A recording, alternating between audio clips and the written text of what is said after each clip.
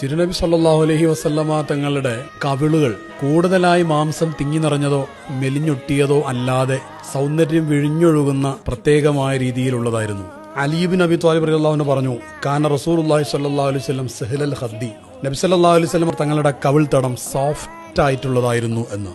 അബൂ ഹുറൈറ റളിയല്ലാഹു അൻഹു ഒരിക്കൽ പറഞ്ഞു, കാന റസൂലുള്ളാഹി സ്വല്ലല്ലാഹു അലൈഹി വസല്ലം അബിയദൽ ഖദ്ദൈനി, നബി സല്ലല്ലാഹു അലൈഹി വസല്ലം തങ്ങളുടെ കവിൾ തടങ്ങൾ നല്ല വെളുപ്പ് നിറമുള്ളതായിരുന്നു. സൗന്ദര്യത്തിന്റെ എല്ലാ ഭാവങ്ങളും സമ്മേളിച്ച മുഖഭാവമായിരുന്നു. പരന്നതാണ്, അതോടൊപ്പം സോഫ്റ്റാണ്, പ്രകാശ സമാനമാണ്.